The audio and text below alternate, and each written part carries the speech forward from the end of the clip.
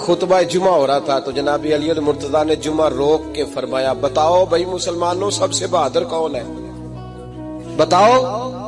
لوگوں نے کہا حضور آپ ہی سب سے بہادر ہے، زمانہ جانتا ہے۔ تو جناب علی رو پڑے، فرمانے لگے نہیں میں تمہیں بتاتا ہوں بہادر کون ہے۔ جناب کون ہے؟ فرمانے لگے ایک دن ایسا بھی آیا کہ مکے کے سارے سردار کٹھے ہو کے محبوب پاک پہ حملہ کرنے لگے، حضور کو گرا لیا نبی پاک، سارے مکہ نے نبی پاک صلی اللہ علیہ وسلم کو گرا لیا اور معاذ اللہ تشدد کرنے لگے۔ فرماتے ہیں کوئی زور زور سے پکار رہا تھا، میرے کانوں میں آواز آئی جب میں گھر میں تھا، کوئی زور زور سے پکار رہا تھا، اور وہ کیا کہہ رہا تھا؟ کوئی ابو بکر کو خبر کرو، کوئی صدیق اکبر کو بتاؤ کہ قریش مکہ محبوب علیہ السلام کو تکلیف دے رہے ہیں، بتاؤ۔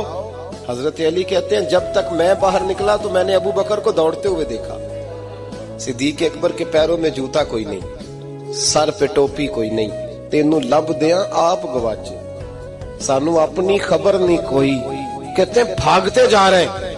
اور پھر جب صدیق اکبر پہنچے تو میں دوڑا آ رہا تھا اور منظر دیکھ بھی رہا تھا کہ ابو بکر صدیق نے ایک کافر کو ادھر پھینکا، دوسرے کو ادھر پھینکا، تیسرے کو ادھر، اور ساتھ ساتھ فرماتے جا رہے ہیں ظالموں اسے مارتے ہو جو تمہیں جنت کا راستہ دکھاتا ہے، ظالموں ان پر تشدد کرتے ہو جو تمہیں جہنم سے بچاتے ہیں، جو تمہیں اللہ کا قرب دیتے ہیں، جو تمہیں دنیا کی آزمائشوں سے بچانے آئے۔ کہتے ہیں جب جناب صدیق اکبر نے دیکھا کہ پیچھے نہیں ہٹ رہے، بڑا مشکل کام نہیں کسی کے حصے کی مار کھانا، دین کا نام لے کے اپنا قد اونچا کرنا بڑا آسان ہے، لیکن 4 اینٹیں اٹھا کے کسی مسجد میں لگانی پڑ جائیں تو لوگوں کی شان میں کمی آتی ہے معاذ اللہ۔ جناب ابو بکر صدیق رضی اللہ تعالیٰ عنہ حضور کے اوپر لیٹ گئے، اور مولا علی فرماتے ہیں نبی پاک کے حصے کی ساری مار ابو بکر صدیق نے کھائی، اور اتنی مار کھائی کہ بے ہوش ہو گئے۔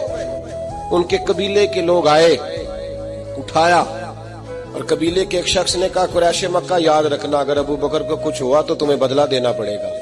لے گئے۔ ان کی اماں کہتی ہیں ساری رات میں اپنے بیٹے کے زخم دھوتی رہی اور میں روتی رہی، ساری رات میں پٹیاں کرتی رہی اور میں پریشان رہی۔ برادری ساری کٹھی تھی کہ ابو بکر کو ہوش آئے اور وہ بتائیں کون کون شامل تھا تو ہم بدلے کی کوشش کریں۔ والدہ کہتی ہیں میرے دل میں خیال تھا کہ ابو بکر تو جب بھی اٹھے گا پہلا نام محمد عربی کا لے گا صلی اللہ علیہ وسلم، تو یہ تو ناراض ہو جائیں گے۔ اتنی خیال تھا کہ تھوڑی دیر کے لیے اپنے محبوب کا نام کبھی معاذ اللہ نہ لیں، برادری کٹھی ہے، میرے دل میں خیال تھا، لیکن کہتے ہیں وہی ہوا۔ حضرت سیدنا ابو بکر صدیق کی آنکھ کھلی، کہا حضور کا پتہ بتاؤ۔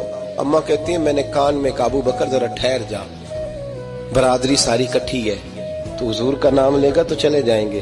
تو کہتے ہیں ابو بکر اٹھ کے بیٹھ گئے، کہنے لگے جس نے بیٹھنا ہے بیٹھے، جس نے جانا ہے جائے، مجھے برادری کی ضرورت نہیں، مدینے والے محبوب کی ضرورت ہے۔